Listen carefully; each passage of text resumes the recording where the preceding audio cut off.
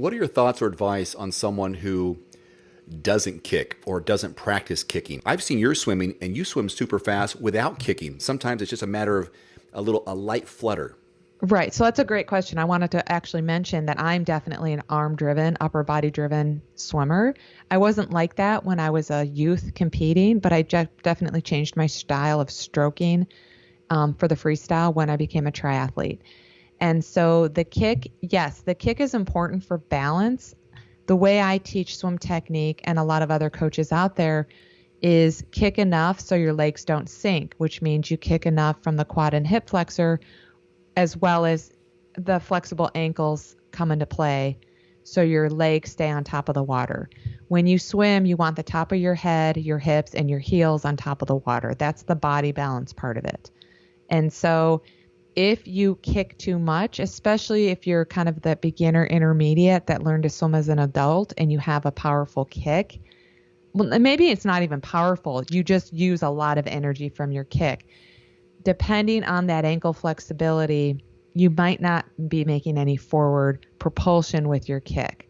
It's like someone like an elite swimmer or an Olympic swimmer. They have a powerful kick that they're moving forward with their kick. A lot of adult triathletes specifically who learn to swim as an adult don't have that strength and power and technique yet. So I usually try to minimize someone's kick.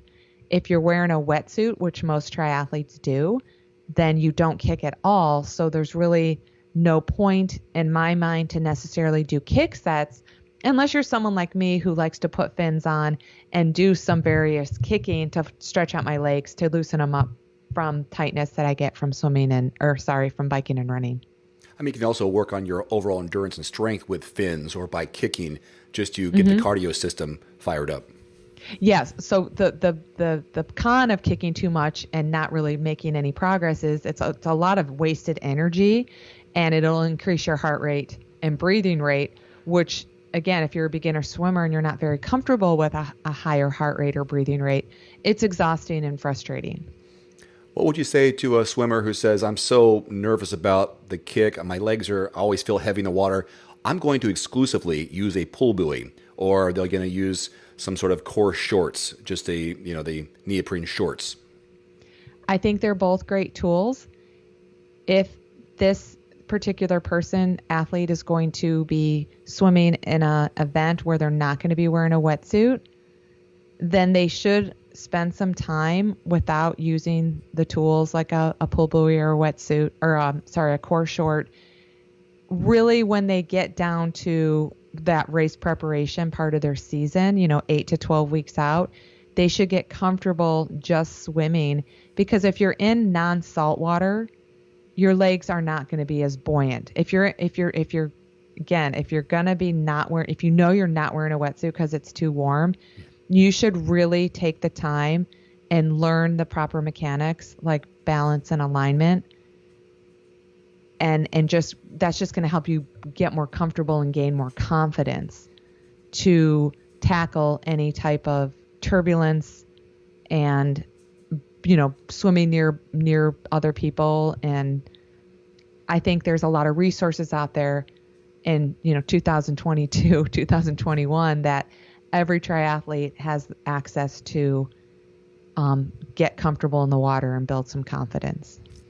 I admit, since I know all my events are going to be wetsuit related, I strictly use either a pull buoy or core shorts, because I know it doesn't matter when it comes to the race day that I'll be not kicking.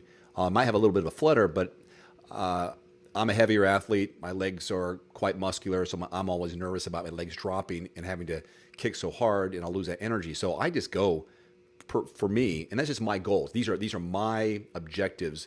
And I know my plan is that I'm just going to be in a wetsuit always when I race. And for my training, I'm going to just work on my upper body and work on my form. That way I have a stronger upper body and pull and that kind of stuff. So that question is kind of from me and a mission that if you ever see me swimming, I'm always going to be wearing core shorts or a pull buoy, because I know what my objective is, and that's only racing in a wetsuit. Right. And I think that's very appropriate. You're doing race specific training. That's how you're going to be racing. So why don't you race in what you're going to Why don't you train in what you're going to race in? I'd also say is, to develop a little bit more sport specific strength is wearing hand paddles. Again, if your technique is good and you're not going to damage your shoulders from wearing hand paddles, because that'll help improve your strength, especially that catch and that pull. So even though you're going to be wearing a wetsuit, what if for some reason there's a little bit of wave or some turbulence? That upper body strength is going to help get you through it, just like it helped me get through Ironman Florida. I think part of the reason I didn't get any jellyfish stings or anything like that, and I was able to strengthen my way through that riptide that I didn't even know was a riptide, was because I'm an upper body swimmer and I do a lot of strength training in the gym and I have a high turnover. So I think I was able to push those jellyfish away because of my higher turnover when I swim. And so, I think you're going to be fine just using the buoy and the core short.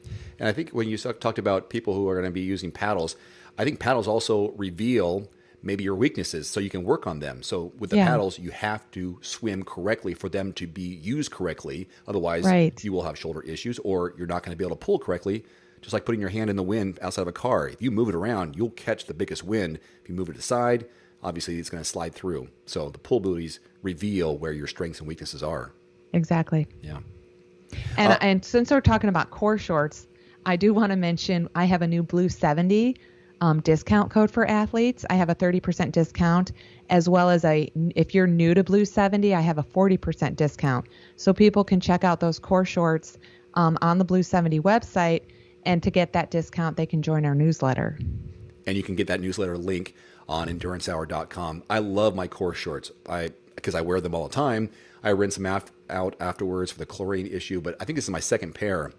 And it's just I would wear any kind of jammer shorts, core shorts, regardless of brand, just because I want that buoyancy. But that's a great deal. I take advantage of that by going to the newsletter on endurancehour.com.